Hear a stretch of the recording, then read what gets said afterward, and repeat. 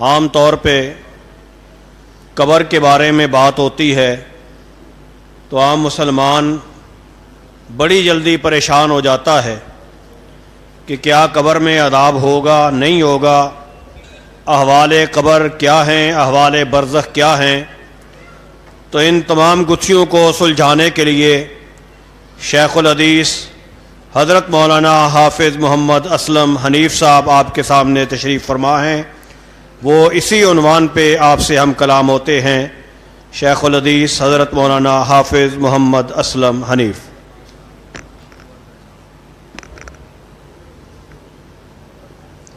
ان الحمد للہ نحمده ونستعینه ونستغفره ونعوذ باللہ من شرور انفسنا ومن سیئات اعمالنا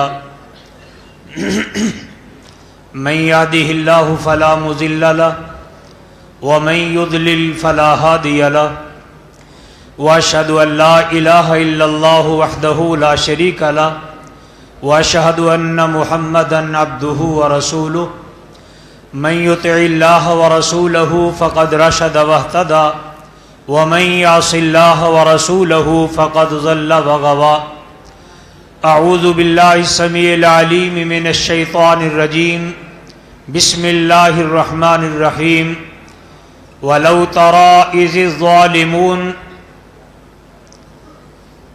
في غمرات الموت والملائكة باسطوا أيديهم أخرجوا أنفسكم اليوم تجزون عذاب الهون بما كنتم تقولون على الله غير الحق وبما كنتم بآياته تستكبرون۔ لائق صد احترام علماء کرام، عزیز طلباء، معزز مہمانان گرامی، معززات ماؤں بہنوں اور بیٹیوں، آج سے ٹھیک 31 سال پہلے آج ہی کی تاریخ میں اہل حدیث کے جلسہ عام میں ایک دھماکہ ہوا، آپ سب کو یاد ہوگا۔ کہیں اپنے ماضی کو بھولے تو نہیں؟ کیوں بھائی؟ یاد ہے 31 سال بیت گئے، بچے پیدا ہو کے جوان ہوئے، صاحب اولاد ہوئے، وہ واقعہ بھلانے سے بھی بھلایا نہیں جا سکتا۔ ہمہ وقت ذہنوں پہ مسلط کیا بنی، کیا ہوا؟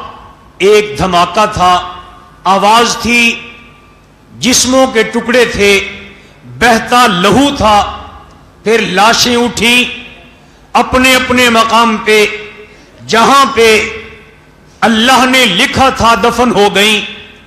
ایک شخص میو ہسپتال میں کئی دنوں تک زیر علاج رہ کے سعودیہ کی فلائٹ آئی، اسے اٹھایا گیا، علاج کے لیے ریاض ملٹری ہسپتال میں داخل کیا گیا، آپریشن ہوا، جاں بر نہ ہو سکے۔ اللہ ذوالجلال والاکرام نے جو لکھا تھا، تقدیر کا فیصلہ آیا، جام شہادت نوش کیا۔ پہلا جنازہ ریاض میں، دوسرا جنازہ مسجد نبوی میں۔ کیا یہ سارا خاکہ یاد ہے؟ بزرگوں اپنے بچوں کو کبھی یہ سنایا؟ کون تھا وہ جسے آج جنت البقیع کا مہمان کہا جاتا ہے؟ حضرات، دھرتی ایک جیسی، مٹی ایک جیسی، جیسی قبریں یہاں ویسی قبریں وہاں، یہاں سے اٹھا علامہ قاری عبدالوکیل صدیقی رحمت اللہ علیہ، جاتے ہوئے رستے میں دوران سفر روح پرواز کر گئی، دفنایا گیا۔ کس جگہ پہ؟ ہری پور ہزارہ کے قبرستان میں۔ یہاں پہ بیٹھ کے دعا کرتے ہو اللہ اس کی قبر کو جنت کا باغ بنائے، کہتے ہو کہ نہیں؟ کیوں بھائی؟ کہتے ہو نا؟ اللہ کرے اس کی لحد پہ کروڑوں رحمتیں نازل ہوں، اور دعائیں کرتے ہو کہ نہیں؟ حضرات، یہی قبر روضۃ من ریاض الجنہ او حفرۃ من حفر النار، جنت کے باغوں میں سے ایک باغ ہے یا جہنم کے گڑھوں میں سے گڑھا ہے۔ کیوں جی، ایمان ہے کہ نہیں؟ جن کا ایمان ہے وہ بلند آواز سے بولیں، ایمان ہے کہ نہیں؟ یہ ہمارے عقیدے کا مسئلہ کہ جس طرح یہ دنیا ایک عالم ہے، اسی طرح موت کے بعد قیامت کے دن اٹھنے تک ایک عالم برزخ ہے۔ اسی کو قبر کہا گیا، اسی کو برزخ کہا گیا۔ رب نے قرآن میں کہا وَمِن وَرَائِهِمْ بَرْزَخٌ إِلَى يَوْمِ يُبْعَثُونَ، مرنے کے بعد ایک رکاوٹ ہے، ایک پردہ حائل ہے، ایک دیوار ہے، اس دیوار کی اوٹ میں رہیں گے تا وقت کہ قیامت کے دن ان مردوں کو اٹھایا جائے۔ حضرات، کچھ لوگ ان قبروں کے بارے اپنی عقل کے پیچھے پڑ کے، اپنی عقل کو حرف آخر مان کے گمراہ ہو گئے، بھٹک گئے۔ انہوں نے کہا کہ قبر کی زندگی ویسی جیسے دنیا کی زندگی۔ ایک اور گروہ اٹھا، انہوں نے کہا قبر میں سرے سے زندگی نہیں، جسم کہاں، روح کہاں، کوئی مطابقت نہیں، عقل کے خلاف ہے کہ مرنے کے بعد پھر قبر میں سوال و جواب ہو۔ عقل کے پیچھے لگے، قرآن کو چھوڑا، حدیث کو چھوڑا، حدیث کا انکار کر کے فتنہ انکار حدیث میں مبتلا ہوئے۔ صرف حدیث کا انکار نہیں، قرآن کی 20 آیتوں کا صرف ایک مسئلے میں انکار کر بیٹھے۔ توجہ ہے؟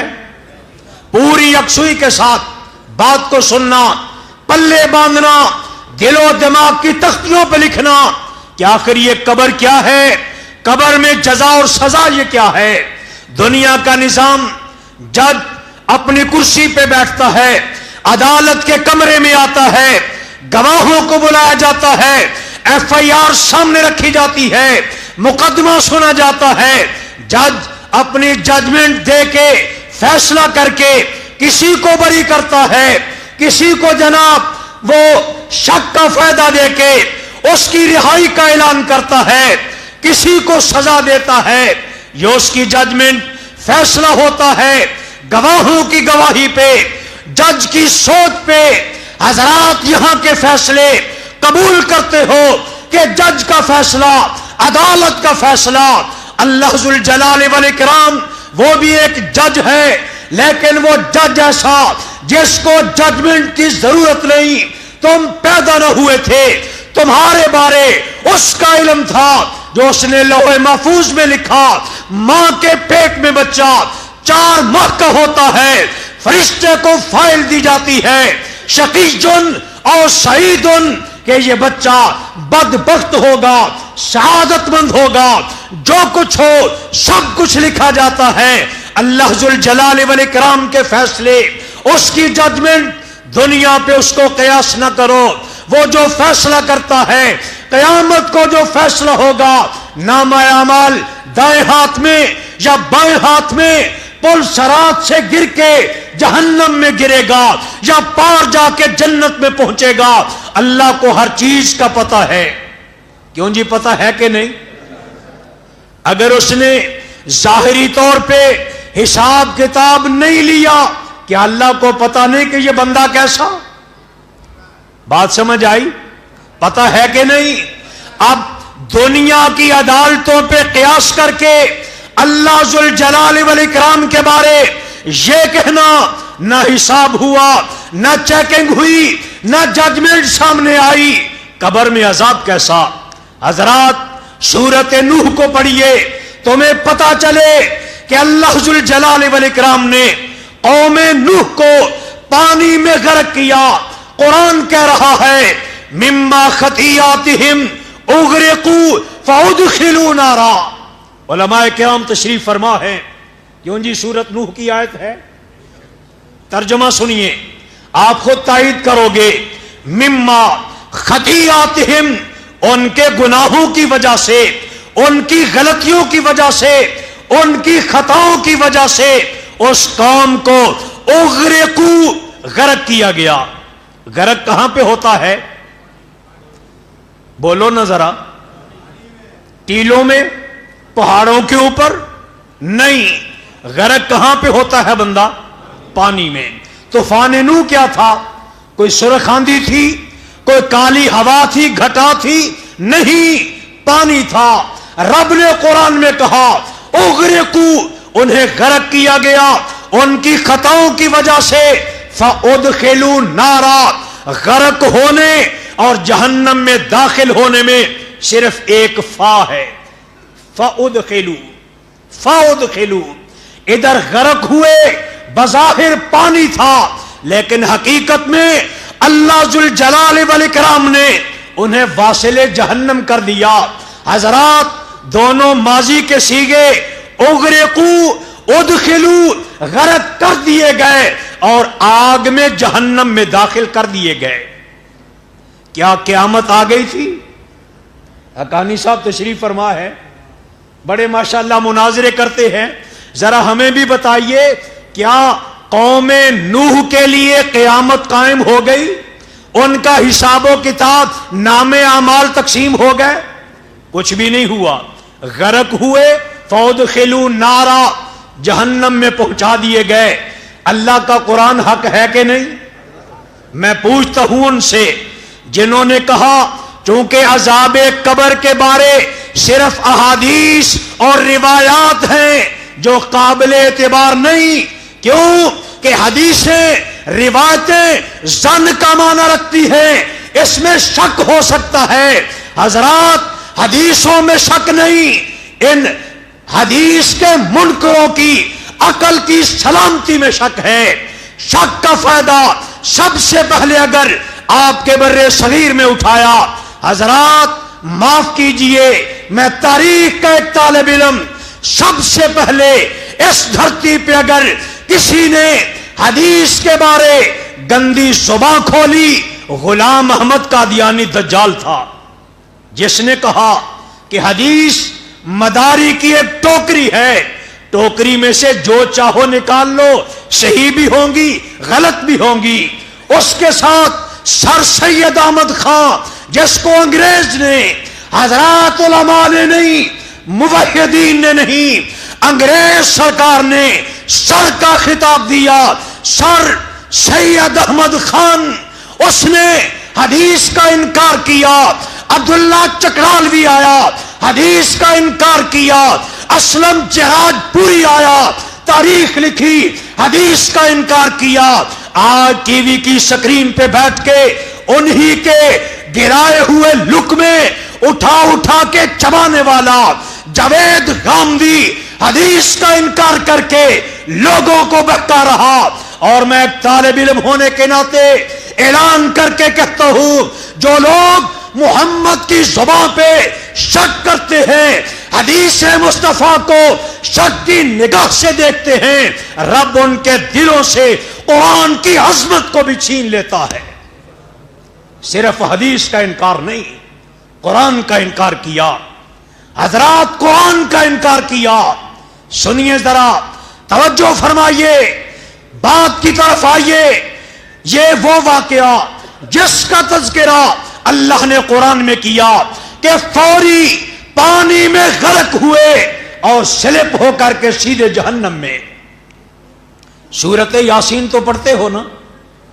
کیوں بھائی پڑھتے ہو؟ ترجمہ بھی کرتے ہو اس کا کہ نہیں؟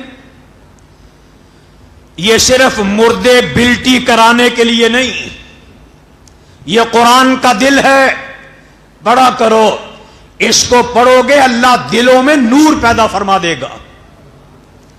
اللہ نے سورت یاسین میں کہا ہم نے 2 رسول بھیجے، 2 نبی، ایک بستی کی طرف، عززناہما بثالث، ضرورت پڑی ہم نے تیسرا بھی شامل کر دیا. کیوں علماء کرام ایسے ہی ہے.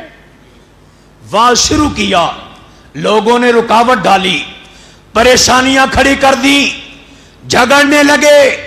اسی بستی کے آخری کونے سے ایک موحد دوڑتا ہوا آیا.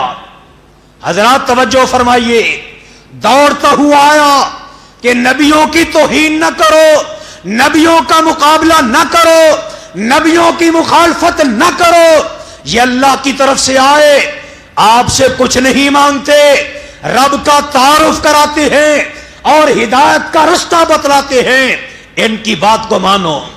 انہوں نے کہا ان سے بعد میں نپٹ لیں گے، پہلے تو آ، اس کو مارا، اس پہ تشدد کیا، انتہا کر دی تشدد کی، حتیٰ کہ ان کی مار کی وجہ سے اس نے جام شہادت نوش کیا۔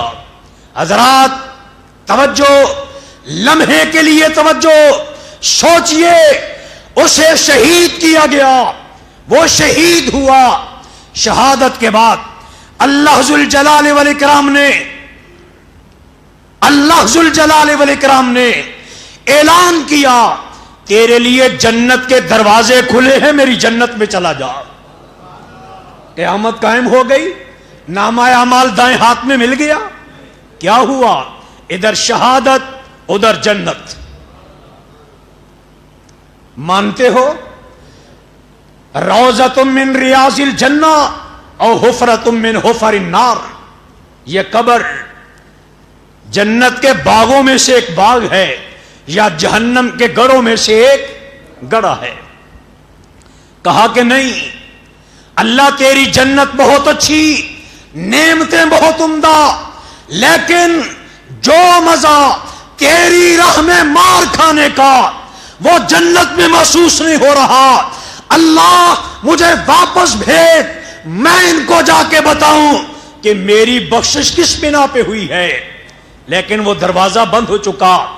میرا موضوع صرف اس حد تک، قیل ادخل الجنہ، قرآن کی آیت، کرو انکار کہ ابھی حساب کتاب نہیں ہوا، یوم الحساب بعد میں، یوم الدین بعد میں، جزا و سزا کا دن بعد میں، ابھی جنت کیسی؟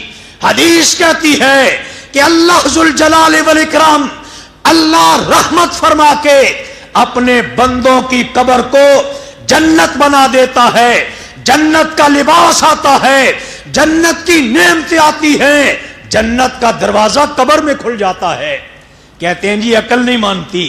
حضرات اس عقل کا علاج کروائیے، آپ نہیں کرا سکتے، مجھ طالب علم کو موقع دیجئے، میں تمہیں بتلاؤں کہ اس عقل نے ابو جہل کو کہاں پہنچایا۔ ابھی محترم، آپ مجھ سے پہلے خطیب ابو لہب کا بیان کر رہے تھے، میں ابو جہل کی بات کرتا ہوں۔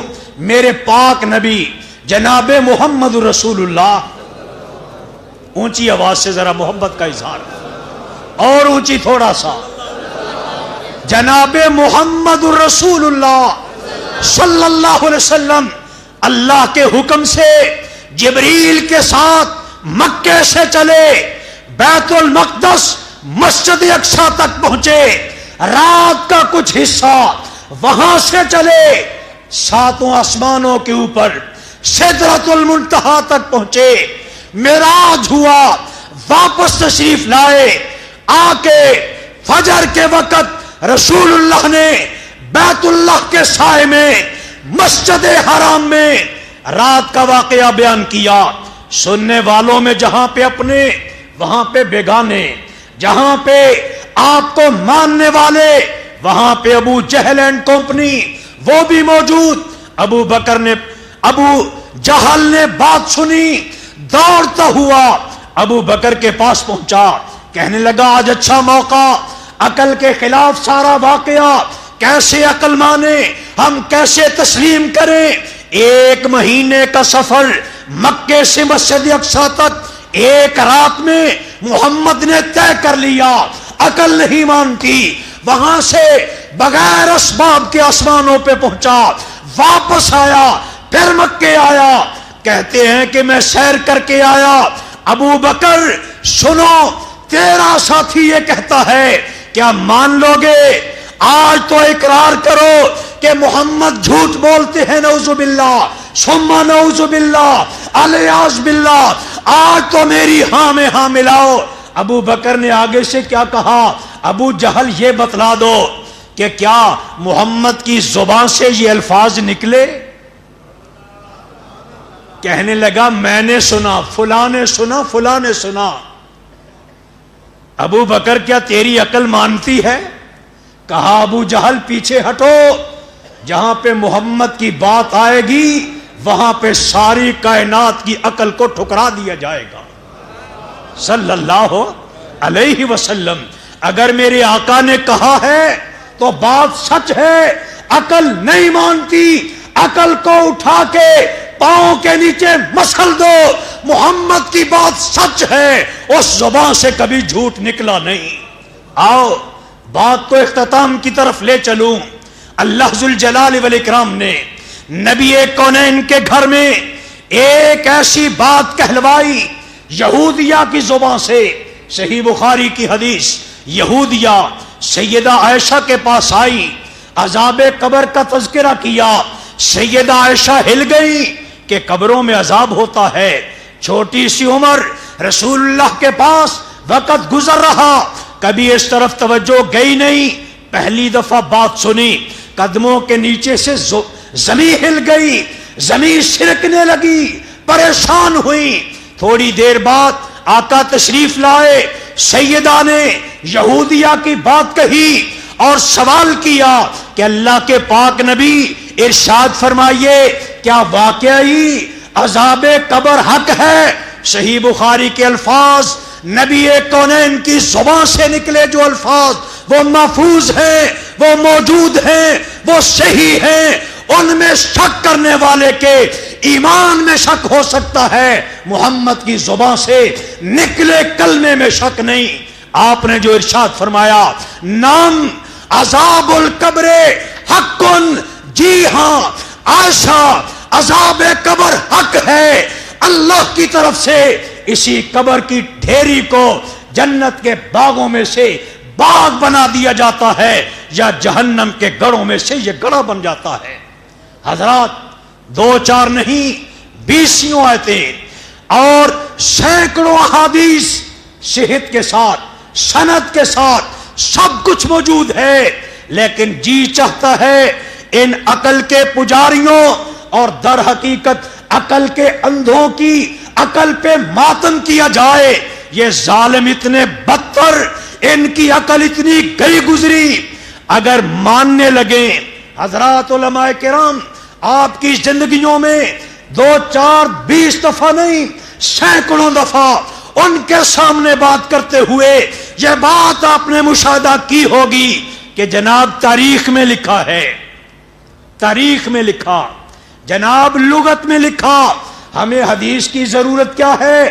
کہتے ہیں قرآن کو سمجھنا ہے، لغت سے، ڈکشنری سے منجد اٹھا کے لغت کی کتابیں دیکھ کے قرآن کو سمجھ لیں گے، اور جس کی ولدیت نہیں، حضرات علماء سے پوچھو، جس تاریخ کی ولدیت نہیں، جس لغت کے والد کا نام کا پتہ نہیں کہ لکھنے والے کا باپ کون، اس کی بات کو حجت مان کے محمد کریم کی صحیح سند سے روایت ہونے والی حدیثوں کو ٹھکرا دیا جائے، ایسی عقل پہ ماتم نہ کریں تو کیا کریں؟ حضرات منجد پہ، لغت کی کتابوں پہ اعتماد، محمد کریم کی زبان سے نکلے کلمات پہ اعتماد نہیں، کہتے ہیں اس کی ضرورت ہی نہیں، صرف قرآن کافی۔ اس ایک مسئلے میں، صرف عذاب قبر کے معاملہ میں ان ظالموں نے صحیح احادیث کو جہاں پہ ٹھکرایا، قرآن کی 20 آیتوں کا انکار کیا ہے۔ اللہ نے قرآن پاک میں آل فرعون کا تذکرہ کیا، فرعون اور اس کی آل، اس کی فوج، اس کے کمانڈر، اس کے سپاہی، سارے کے سارے فرعون کے ساتھ پانی میں غرق ہوئے۔ اللہ نے قرآن بنا کے نازل کیا، النار یعرضون علیہا غدوا وعشیا، آگ ہے، آگ پہ فرعونیوں کو صبح شام، دن کے پہلے حصے میں، دن کے پچھلے حصے میں 2 دفعہ انہیں آگ پہ پیش کیا جاتا ہے۔ کیا آگ کی زیارت کروائی جاتی ہے؟ آگ کا درشن کرتے ہیں؟ آگ کو دیکھ کے خوش ہوتے ہیں؟ نہیں، حقیقت یہ ہے آگ پہ پیش کرنا، آگ میں غوطے دیے جاتے ہیں، صبح شام ان پہ آگ کو بھڑکایا جاتا ہے۔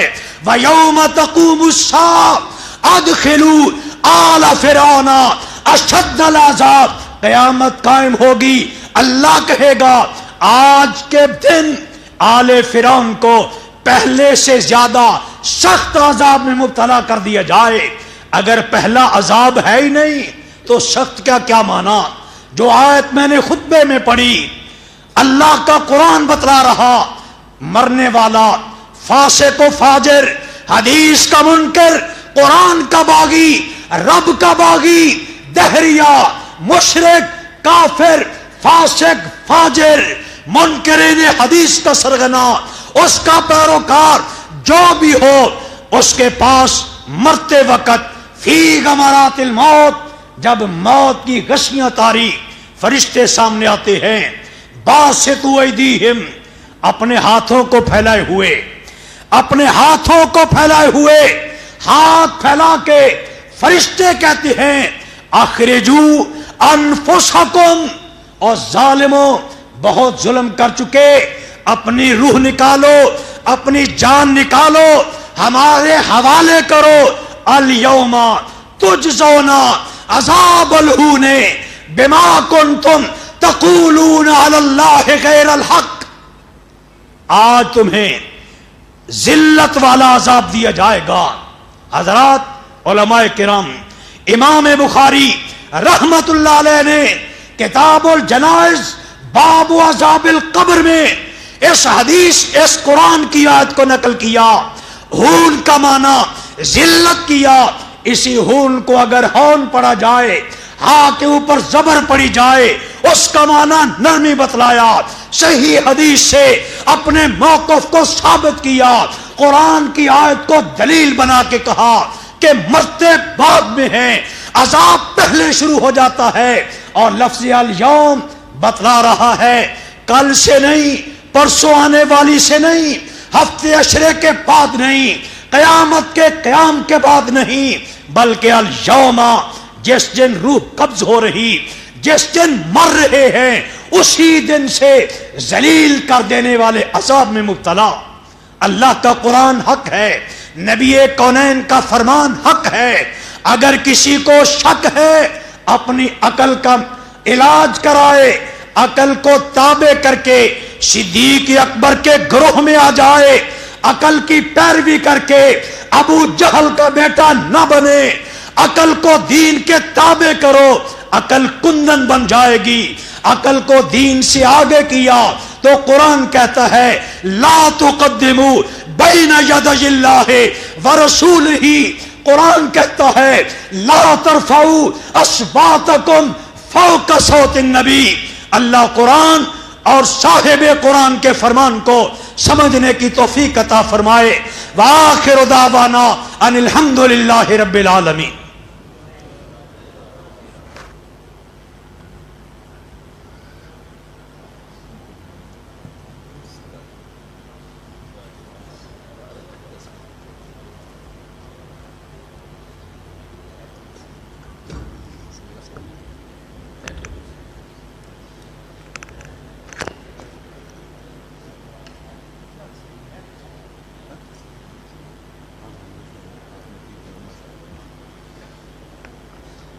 ماشاءاللہ بہت پیارے انداز میں آپ کے سامنے خطاب فرما رہے تھے جناب حضرت مولانا اسلم حنیف صاحب کہ عذاب قبر رب العالمین کا عذاب جی ہاں ٹل سکتا ہے اگر ہم ایسی کتاب کو پکڑے کہ دنیا کی کتابوں میں قرآن چمکتا ہے۔ قرآن چمکتا ہے نا، بولو سبحان اللہ، بلند آواز نہ بولو تاکہ انشاءاللہ تعالی اس تو بعد پروفیسر صاحب دا خطاب